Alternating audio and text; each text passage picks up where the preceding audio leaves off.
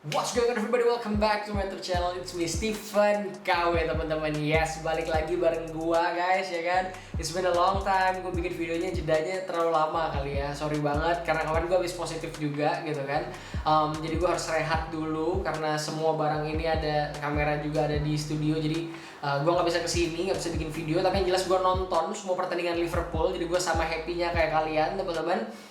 But now I'm back gitu kan, dan sorry juga mungkin suaranya agak aneh karena mikrofon gue yang biasa gue pakai ini lagi rusak entah kenapa, jadi gue terpaksa pakai mikrofon shotgun yang biasa buat ngevlog. Mudah-mudahan tetap jelas gitu kan. But hari ini gue excited sekali karena the Champions League is back teman-teman ya kan. Kita akan melanjutkan our journey for the European Pride gitu kan. Kita akan kembali melanjutkan perjalanan kita di Champions League ya kan. Dan kali ini yang menghadang kita adalah di babak 16 besar Inter Milan teman-teman. Seperti yang kalian lihat, setelah sebelumnya ada sedikit kekacauan di babak drawing. Kalau gue boleh flashback sedikit, akhirnya Liverpool dipertemukan dengan Inter Milan, which is itu menjadi lawan yang sangat menarik buat gue. Dibilang ringan, not really, dibilang berat juga nggak terlalu tricky gitu kan. Tapi yang jelas waktu di babak grup kemarin kita udah ngehajar Milan gitu kan, dan sekarang kita ketemu sama saudaranya Inter Milan. Kayak Jurgen Klopp ngomong, gue nggak pernah main di San Siro, tapi kali ini gue bisa main di San Siro setahun 4 kali, dua kali, sorry, itu jadi menarik banget buat dia. Yang mudah-mudahan akan menjadi perjalanan yang bagus buat Liverpool. Tapi sebelum kita akan bahas ke lawan Inter Milan gitu kan, gue flashback sedikit, gue rangkum sedikit pendapat gue tentang beberapa pertandingan yang gue lewatkan, yang gue nggak nonton, tentang Luis Diaz, tentang Mane, Salah. Ya overall kita mulai dari Luis Diaz gitu kan. Beberapa teman-teman juga tanya di Instagram sama gue, bang bahas Luis Diaz dong gitu kan. Menurut gue Luis Diaz adalah pembelian yang brilian dari Liverpool. Dia diperebutkan banyak banget klub, kalian udah lihat ya kan, Barcelona, Tottenham Hotspur, terus ada siapa lagi ya, gue lupa. Pokoknya ada beberapa klub yang memperebutkan dia, tapi end up-nya dia tanda tangan buat Liverpool teman-teman. Jadi satu itu secara race kita udah menang gitu kan. Kedua, kalau kita lihat seberapa sih Luis dia sampai para tim-tim ini, tim-tim besar ini, tim-tim elit memperebutkan dia gitu kan. Secara dia cuma main di Porto gitu, tapi ternyata kita bisa sama-sama lihat gitu. Mungkin kita juga nggak banyak yang tahu, gue terus terang juga nggak ngikutin ya kan Liga Portugal, tapi kita bisa lihat sama-sama gimana performa dia waktu dia main pertama kali sama Liverpool. Dia langsung ngasih assist di pertandingan pertamanya. Gue agak deg-degan waktu lututnya diinjak ya kan, keinjak. Terus habis itu di pertandingan selanjutnya juga dia di Premier League dia main dan dia bikin assist lagi ya. Pokoknya dia performanya bagus waktu lawan Leicester kalau nggak salah 2-0 kita menang. Itu juga bagus banget, cakep banget. Lu bisa ngeliat apa yang bisa dia lakukan mengisi posisinya Sadio Mane di saat itu ya kan. Waktu itu Mane masih selebrasi atau final kalau nggak salah, gue lupa, di Afrika, di AFCON. Tapi yang jelas dia menunjukkan kalau dia bisa ngisi kekosongan itu, dan dia bisa fight untuk bikin Mane posisinya nggak nyaman gitu kan, menjadi ancaman untuk menambah kompetisi di posisi tersebut. Dan menurut gue sangat menarik sekali dengan harganya. Gue seperti ya banyak banget YouTuber lain yang ngomong Liverpool ini akhir-akhir ini, terutama di era Klopp gitu kan, pembeliannya tuh sangat efektif dan efisien. Kita bisa lihat yang dari yang berhasil dan yang gagal. Van Dijk berhasil, Alisson berhasil, Robertson berhasil, Jota berhasil, siapa lagi ya, ini mungkin Luis Diaz ini kita nggak tahu gitu kan. Mane, Salah itu juga berhasil. Ya banyak banget, Fabinho juga berhasil. Jadi bener-bener ya, Naby Keita mungkin gagal gitu kan. Ya gue nggak bilang gagal ya, tapi kayak so-so gitu kan. Minamino juga so-so, anggap aja ya kalau dibandingin sama yang lain gitu. But overall Liverpool melakukan pembelian yang sangat baik sekali. Liverpool sangat apa ya, teliti jitu gitu dan efektif gitu menurut gue. Jadi pembelian Luis Diaz menurut gue sangat bagus banget. Waktu itu ada rumornya mau beli Dybala juga, tapi akhirnya Luis Diaz it's okay. Gue seneng banget, 50 juta pounds menurut gue harga yang worth it banget buat dia. Dia memberikan impresi awal yang sangat menjanjikan. Cuman kemarin waktu lawan Burnley dia nggak main karena kata Klopp ternyata dia ada sedikit masalah gitu kan, cedera dikit. Mudah-mudahan nanti lawan Inter Milan dia bisa main. Gue seneng banget juga Harvey Elliott balik ya kan. Itu itu kayak kita rasanya ketambahan pemain baru lagi. Baliknya bisa pas di transfer window, jadi seakan-akan kita kedatangan pemain baru. Lu bisa lihat golnya dia keren banget di laga comebacknya dia, ya kan? Ya gue seneng banget sih dengan performa para pemain Liverpool yang kembali ini, gitu keren banget menurut gue. Luis Diaz juga overall man, gue seneng banget bener deh. Habis itu kalau kita lihat secara tim, sekarang kita ngomongin secara tim performa di beberapa pertandingan yang gue lewatkan. Gue seneng dengan kompetisi di lini depan gitu kan. Karena sekarang kalau lo bisa lihat kayak kemarin aja waktu lawan Burnley, kita ngelihat gue merasa kayak somehow Liverpool ini kedalaman squadnya tuh meningkat gitu. Meningkat cukup tajam gitu, terutama di lini serang. Lu bisa lihat kemarin waktu dimainin sama Klopp itu adalah trio Firmansyah main, terus di bangku cadangan itu ada Diogo Jota, ada Luis Diaz, ya kan? Terus ada Harvey Elliott kalau gua nggak salah ya. Terus habis itu di sana ada James Milner, terus habis itu ada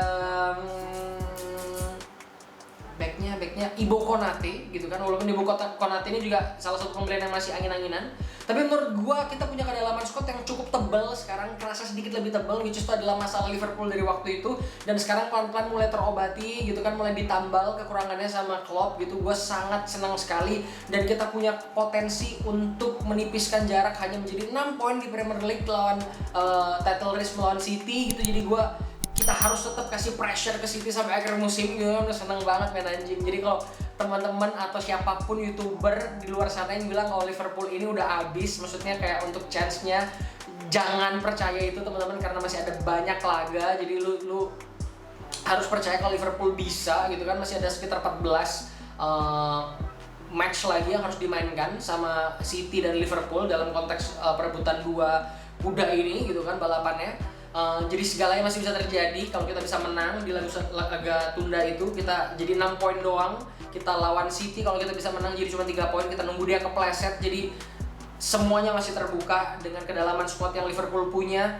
Itu keren banget. Kita masih punya peluang sekali teman-teman. Dan menurut gua Liverpool berada di jalur yang tepat. Kalau lu lihat kemarin lawan Burnley, mungkin menangnya cuma 1-0, bermain sangat bekerja keras banget, tapi lu bisa lihat di lini pertahanan gimana solidnya Alisson juga gitu kan, menghadapi serangan-serangan gempuran dengan tipikal Burnley yang mainnya oportunis, set piece kita bisa hadang dengan baik gitu kan. Matip keren banget gitu kan, ketika Van Dijk dan Matip lagi di performa terbaiknya tuh luar biasa, mantep banget. Dan gue sangat senang dengan squad Liverpool yang sekarang, dan semuanya kebetulan lagi hampir 100% pemain yang di squad Liverpool itu lagi aman gitu kan dari cedera. Nggak tahu Henderson kemarin kayak ada masalah sedikit, tapi mudah-mudahan aman. Jadi gue senang banget gitu, maksud gue nggak tahu lu sih, kalau gue senang banget dengan kondisi yang saat ini. Gue cukup optimis dengan apa yang ada, dan terutama sekarang kita ngomongin ke Liga Champions, kita melawan Inter Milan. Gue percaya kalau chance kita sangat besar gitu kan. Kayak besok main di San Siro dulu kalau nggak salah, gue lupa. Tapi yang jelas menjadi sangat menarik gitu kan. Dan gue percaya kalau di Liga Champions Liverpool akan main-main, karena di Piala Liga kita udah masuk final, Piala FA kita tembus, Liga kita masih fight gitu kan, masih ada chance. Sekarang di Liga Champions juga peluangnya masih besar, karena musim ini gue nggak ngerasa ada tim yang superior gitu, terlepas dari mungkin Bayern Munchen, mungkin City mungkin kayak gitu kan. Tapi PSG lu bisa lihat angin-anginan, Barcelona baru mulai lagi, Real Madrid juga dia nggak sekuat Real Madrid yang kita kenal gitu kan, maksud gue. Dortmund dan ya gue lupa Dortmund masuk apa enggak ya, pokoknya sisanya itu gue nggak bener-bener yang kayak absolut mereka pasti oke. Chelsea pun juga angin-anginan, 3-4-3-nya Tuchel.